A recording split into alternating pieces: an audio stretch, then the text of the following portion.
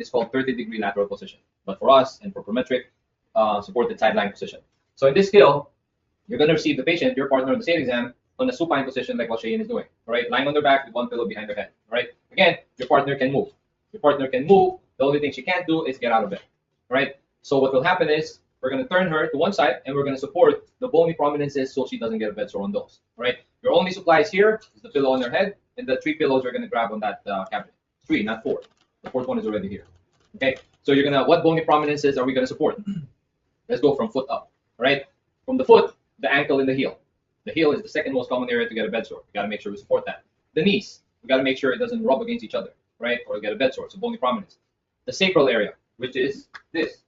This is where your coccyx is. All right. Right above your coccyx is not much meat, and that area is what we call as the sacral region. Right. That is the most common area for a bed-bound patient, for a chair-bound patient to actually get a bed sore.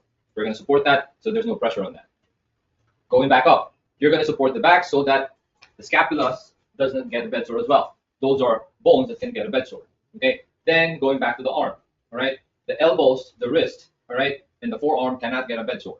So you got to show support on that. The head and neck. The head gets a bed sore as well. All right. Where's the bed sore on the head? Right here. Our skull is not rounded. It feels round, but it is not round.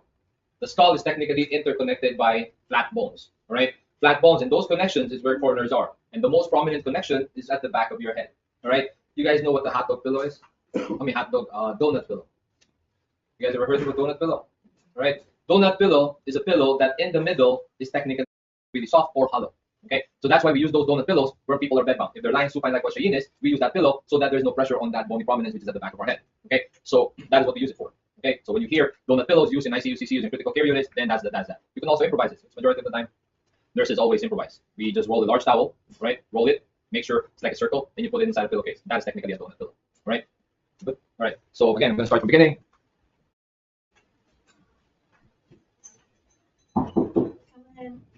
Good morning, Shane. My name is Rodel. How are you today? Okay. I'm your CNA, and I gotta turn you to the side so you don't get a bed sore. Is that okay? All right. Washing my hands. Okay.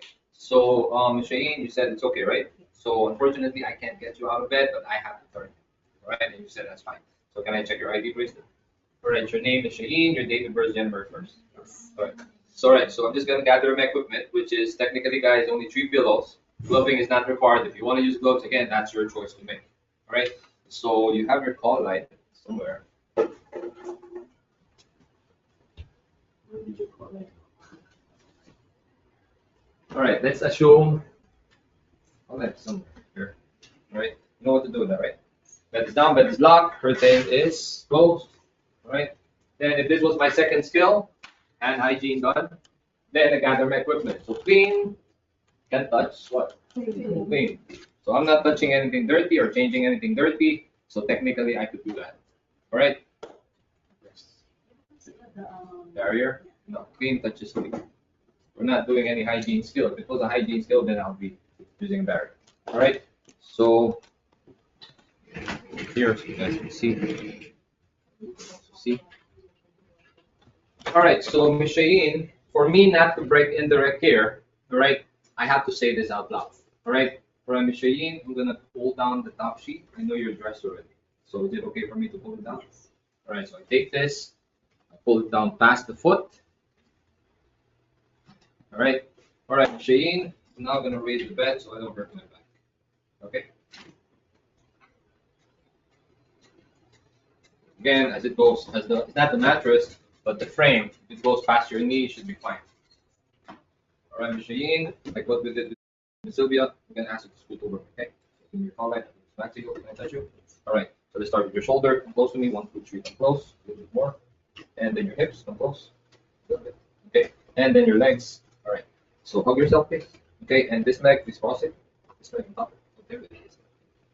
Right. So, no, the other leg. All right. So for this skill, this is essential.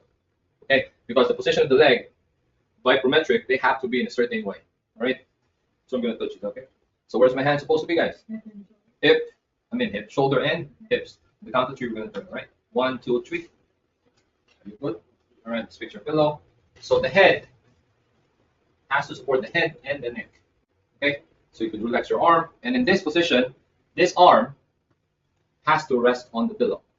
A lot of people, patients, residents, and your classmates probably might put that hand underneath the pillow. If they put it there, you're not promoting prevention of a bed sore. You're promoting bed sore because it's going to create more pressure. So some of them might do it like this. Some of them might shove it underneath the pillow. So if you're the partner, please avoid that. And if you're the one performing, make sure that hand is on top of the pillow. All right? Let's go from top to bottom because there's no specific rule which one to start with. So first, the position of the leg. The lower leg got to be straight. The upper leg got to be bent and slightly forward. So the leg position has to be like this, like what you see there. All right? Lower leg is as straight as possible, then upper leg is bent, but slightly forward. So this pillow, got to make sure there's no bed sore that's going to happen on the heel and the ankle for both feet, and of course for both knees. So the rule again, with the hold of the pillow away from the door, raise your leg this. And this follows the contour of the upper leg. That means supporting the knee, the ankle, and the heel. This leg. All right, so it's never going to touch the lower leg. Then the next one is the arm. All right, again, there's no sequence for this. It's up to you once you guys do use. The arm, raise your arm, right? Then it's going to go all the way to Cheyenne's armpit. Then the elbows resting on the pillow, the forearm resting on the pillow. All right, diagonally, all the way down. Okay, then this, there's two ways to do the pillow at the back. All right, first method that I'm going to teach you, I don't prefer it, but if you want to use it, just make sure you do it properly. Again, hold away from the door. With my left hand, if I'm on this side, my left hand will be slightly nudging the Cheyenne, a little bit, creating the space by her back. So this, got to make sure it is shoved all the way in. Okay, so get it all the way in. Okay, all right. So once you're sure that it's all the way in, then you ask Cheyenne, lie back down a little bit, so she squeezes the pillow. So the pillow has no tendency to what? Fall. All right, she has to be on this position. All right, supported sideline position. Sideline, they have to be on the sideline position. So the other method that I want you to use, if you prefer the other one, it's up to you. Right? So again, the pillows, they're soft. You can fold it anyway. So fold it like this. All right. Doesn't matter how big or small your hand is. These pillows are so soft. You can do this with my left hand. I'm going to slightly be nudging her a little bit again. Then this will go on her mid back. Closer. So again, hand right here. This one on her mid back. And for this to go underneath her is an easy way. All right. With my left shoulder all the way. Okay. With the weight of my left shoulder, I'll just do this. Push it down. And what did you guys notice? Where did the pillow go? Straight down without me shoving it in. Then I put my weight again on the whole sides of the pillow. Then it just goes in without me doing what? Tuck it in. Because most of the time that is where the issue is. So Cheyenne, lie back down.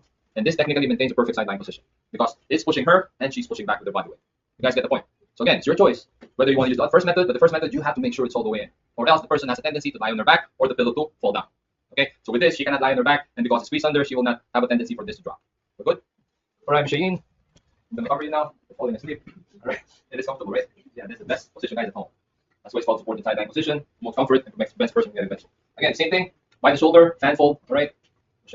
Okay. All right. So I'll just be washing my hands, and I'll be right back. Okay. So this is your all right. What to do it? All right. So let me lower your bed. Go past my knee.